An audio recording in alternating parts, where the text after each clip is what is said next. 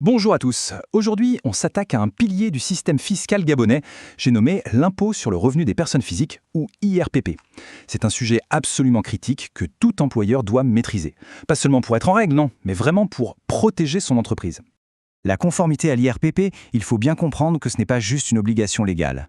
C'est une question de sécurité. Une petite erreur peut coûter très très cher et transformer un simple processus de paie en un risque financier majeur. Alors, la question se pose vraiment. Est-ce que la gestion de la paie est actuellement sécurisée dans votre organisation?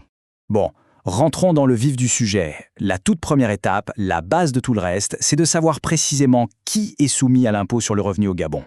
Le Code général des impôts est d'ailleurs très clair là-dessus.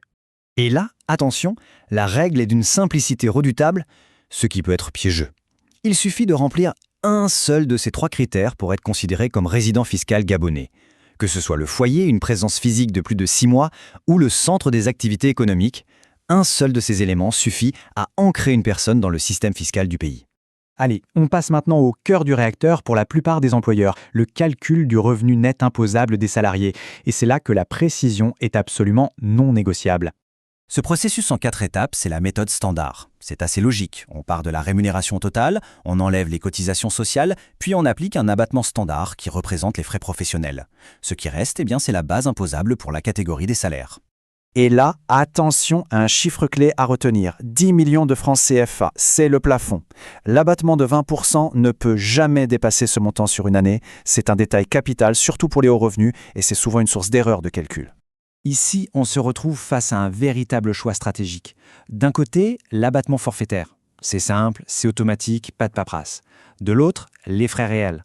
Pour un commercial qui a beaucoup de frais de déplacement, par exemple, ça peut être beaucoup plus avantageux. Mais le revers de la médaille, c'est qu'il faut une rigueur absolue. Chaque dépense doit être justifiée, prouvée. C'est un arbitrage entre simplicité et optimisation. Ok, donc on a notre salaire net, mais attention, ce n'est qu'une pièce du puzzle. Pour calculer l'impôt final, on doit agréger ce revenu avec toutes les autres sources de revenus du foyer. Et voilà comment les différentes pièces s'emboîtent parfaitement. On additionne le revenu net de chaque catégorie, que ce soit les salaires, les locations, les bénéfices d'une activité pro, pour obtenir ce qu'on appelle le revenu net global. C'est cette somme qui servira de base de calcul pour l'impôt de tout le foyer. Pour les revenus fonciers, la règle est aussi très directe. On prend le total des loyers qu'on a perçus et on applique une déduction standard de 30%. C'est une méthode qui a le mérite de beaucoup simplifier le calcul pour les propriétaires. Une fois qu'on a calculé ce revenu global, il est encore possible de le réduire un peu. La loi autorise en effet la déduction de certaines charges bien spécifiques. Par exemple, les intérêts d'un prêt immobilier sont déductibles. Mais attention, ils sont plafonnés à 6 millions par an. Pareil pour les primes d'assurance vie, jusqu'à 5% du revenu brut. Il est donc crucial de bien connaître ces plafonds pour optimiser sans faire d'erreur. On arrive à la dernière ligne droite, l'étape finale du calcul. C'est ici qu'on va ajuster le revenu global en fonction de la situation de famille, juste avant d'appliquer le barème de l'impôt. Ce système, c'est le fameux quotient familial.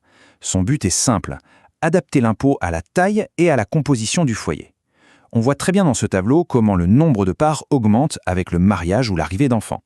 Et on note la prise en compte de situations particulières, comme un enfant handicapé qui compte pour une part entière. Le principe est simple, mais vraiment puissant. On divise le revenu total du foyer par son nombre de parts.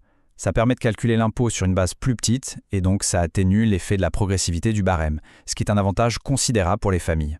Une fois qu'on a ce revenu par part, on le passe dans la moulinette de ce barème progressif. L'impôt se calcule tranche par tranche.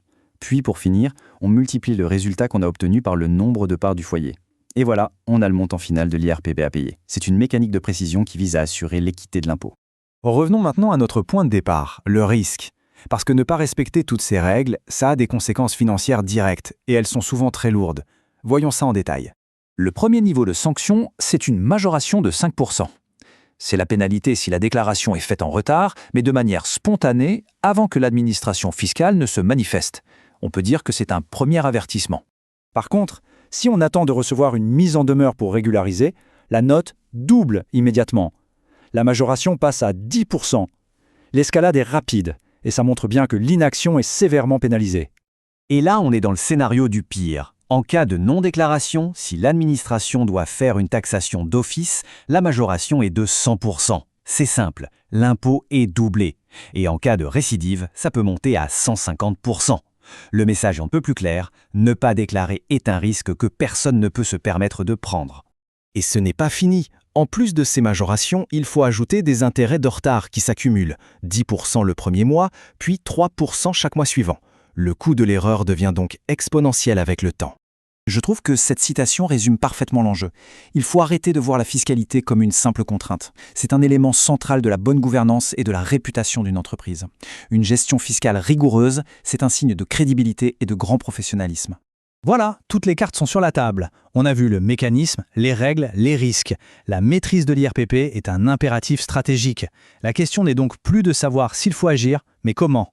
Comment mettre en place les bons processus pour transformer ce risque en un véritable pilier de la sécurité et de la performance de l'organisation?